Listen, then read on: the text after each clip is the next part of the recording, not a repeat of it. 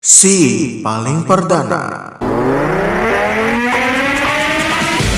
Kejaksaan Negeri Pekanbaru menahan 2 tersangka kasus korupsi penyaluran kredit fiktif di sebuah bank BUMN cabang Pekanbaru.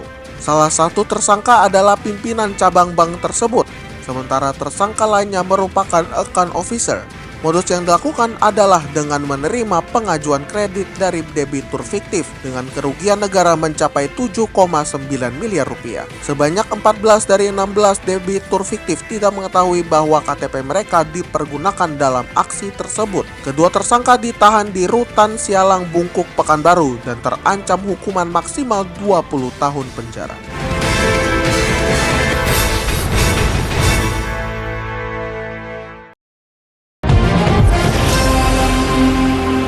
Selamat malam Indonesia dan selamat bergabung di DNP Evening News edisi 10 Desember 2024. Ragam informasi yang faktual dan terkini telah kami siapkan untuk mengisi ruang informasi Anda. Bersama saya, Kevin Manoy.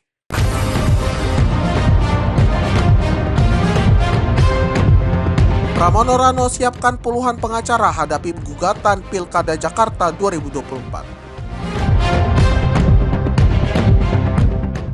Menteri UMKM sebut pemerintah berencana bakal membentuk holding UMKM.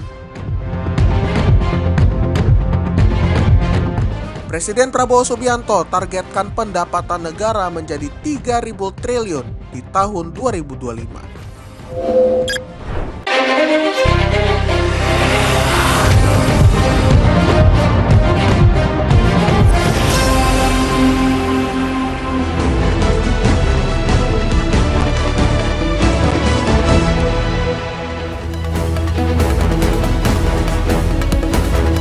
Calon Gubernur dan Wakil Gubernur Jakarta nomor urut 3 Pramono Rano telah mempersiapkan puluhan pengacara untuk menghadapi gugatan sengketa pilkada di Mahkamah Konstitusi.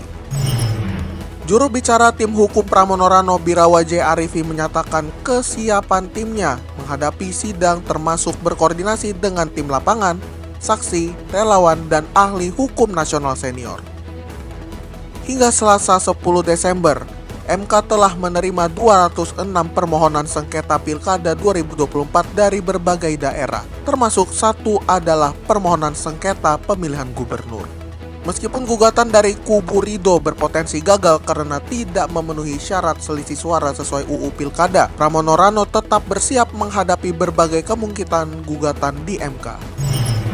Wakil Menteri Dalam Negeri atau Wamendagri menjelaskan bahwa tingginya angka golput pada Pilkada 2024 disebabkan oleh beberapa faktor. Antara lain kejenuhan pemilih, faktor administratif dan teknis penyelenggaraan pemilu yang berdekatan, serta faktor cuaca dan bencana alam. Di samping itu, jumlah TPS yang lebih sedikit juga menjadi kendala, sehingga jarak tempuh pemilih menjadi lebih jauh dan mengurangi partisipasi mereka. Meskipun angka golput cukup tinggi, khususnya di DKI Jakarta yang mencapai 42%. Wamendagri menegaskan bahwa hasil pilkada tetap valid dan legitimasinya bergantung pada kinerja pemerintahan yang terpilih. Wamendagri juga menekankan bahwa partisipasi politik yang tinggi sangat penting untuk legitimasi demokrasi.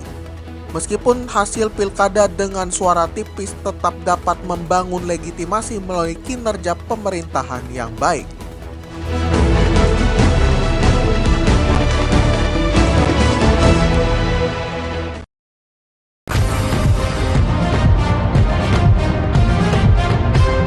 Enam perwira polisi yang terlibat dalam kasus obstruction of justice pembunuhan Brigadir J mendapatkan promosi jabatan. Keputusan promosi tersebut berdasarkan rapat Dewan Kepangkatan dan Jabatan Tinggi Polri yang mempertimbangkan evaluasi kinerja dan telah selesainya putusan hukum sebelumnya. Beberapa perwira yang dipromosikan antara lain mantan Kapolres Metro Jakarta Selatan Kombes Budi Herdi Susianto yang kini menjadi Brigjen. Promosi ini menuai perhatian publik mengingat keterlibatan mereka dalam kasus besar tersebut dan dijelaskan sebagai bagian dari kebijakan pimpinan Polri dalam memberikan reward and punishment. Agus Harimurti Yudhoyono selaku Menko Infrastruktur dan Pembangunan Kewilayahan telah bertemu Presiden Prabowo Subianto di Istana Kepresidenan pada Selasa 10 Desember. Pertemuan tersebut dihadiri oleh Menteri Perumahan dan Kawasan Permukiman Maru Arar Sirait serta Menteri ATR BPN Nusron Wahid untuk melaporkan program unggulan Presiden Prabowo termasuk proyek Ibu Kota Nusantara atau IKN. AHY menyampaikan beberapa program unggulan dan proyek strategis yang telah berjalan. Bahkan beberapa di antaranya direncanakan untuk diresmikan pada Januari 2025. Proyek IKN di Kalimantan Timur juga menjadi salah satu pembahasan dalam pertemuan tersebut. Dengan AHY menunggu arahan lebih lanjut dari Presiden RI Prabowo terkait program dan proyek yang telah dilaporkan. Rapat ini merupakan rapat pertama yang mempertemukan seluruh jajaran di bawah koordinasi Kemenko Infrastruktur dan Pembangunan Kewilayahan, menandakan koordinasi yang komprehensif dalam pelaksanaan program pemerintah. Menteri UMKM Maman Abdurrahman berencana membentuk holding UMKM untuk meningkatkan daya saing usaha mikro, kecil, dan menengah atau UMKM. Sektor kendaraan listrik menjadi salah satu fokus utama holding ini, guna mengurangi ketergantungan pada impor suku cadang. Holding UMKM diharapkan dapat mengintegrasikan 2.000 hingga 3.000 UMKM dalam satu sektor, memberikan pelatihan, akses pembiayaan, dan bantuan pengembangan bisnis. Selain otomotif, sektor lain seperti pertanian, makanan dan minuman, serta merchandise juga akan diintegrasikan ke dalam holding. Pemerintah juga berupaya menarik investasi swasta untuk mengatasi kebutuhan permodalan UMKM yang mencapai 1.500 triliun rupiah. Apa yang terjadi pada remaja di Bogor ini mungkin akan membuat Anda terheran-heran. Seorang remaja 15 tahun berinisial TAP yang terlahir perempuan mengalami perubahan jenis kelamin menjadi laki-laki.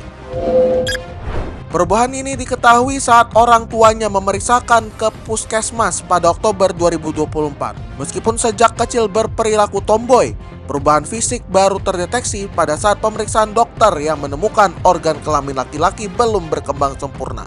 TAP membutuhkan 3 operasi untuk menyelesaikan perubahan jenis kelaminnya. Akan tetapi terhambat biaya cek kromosom yang mencapai 8,5 juta rupiah. Kendati demikian, penggunaan BPJS dianggap memperlambat proses operasi. Seorang siswa SMKN 4 Semarang berinisial A yang merupakan korban penembakan Aibda Robik dipaksa ikut prarekonstruksi tanpa didampingi orang tua atau kuasa hukum. A awalnya diminta keterangan di Polrestabes Semarang, namun kemudian dibawa ke lokasi prarekonstruksi di daerah Simongan. Sebelum dibawa ke lokasi tersebut, A baru mengetahui bahwa sang teman Gama Rizky Nata meninggal dunia akibat penembakan tersebut. Selama prarekonstruksi, A mengaku tidak melihat adegan yang dilakukan polisi karena hanya dimasukkan ke dalam mobil. Selain itu, ponsel A juga disita polisi sejak hari Selasa dan hingga saat ini belum dikembalikan.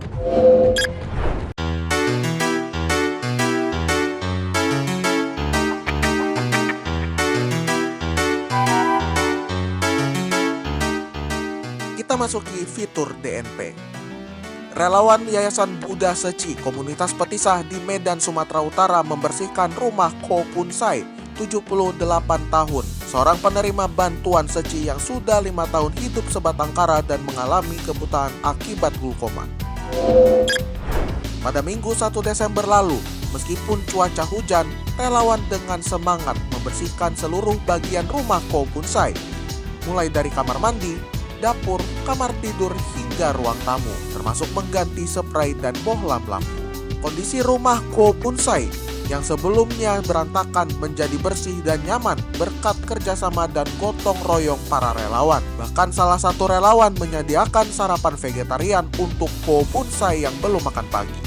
Ko Punsai mengungkapkan rasa syukur dan terima kasihnya yang mendalam kepada para relawan Seci atas bantuan yang diberikan. Berharap Seci dapat terus membantu mereka yang membutuhkan.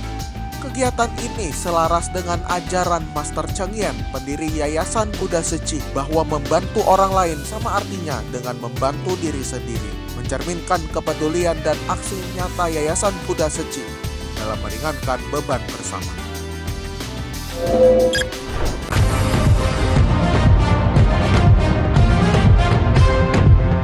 Demikian tadi DNP Evening News. Tetap dengarkan kami setiap Senin hingga Jumat di platform podcast kesayangan Anda, sertakanlah YouTube kami DNP Media Network. Dengarkan juga DNP on the Weekend setiap Sabtu dan Minggu di platform podcast kesayangan Anda, serta situs kami dnpmedianetwork.com. Kritik dan saran dapat Anda layangkan melalui email kami di redaksi @dnpmedianetwork.com. Serta kunjungi situs dnpmedianetwork.com untuk mendapatkan informasi yang faktual dan terkini lainnya.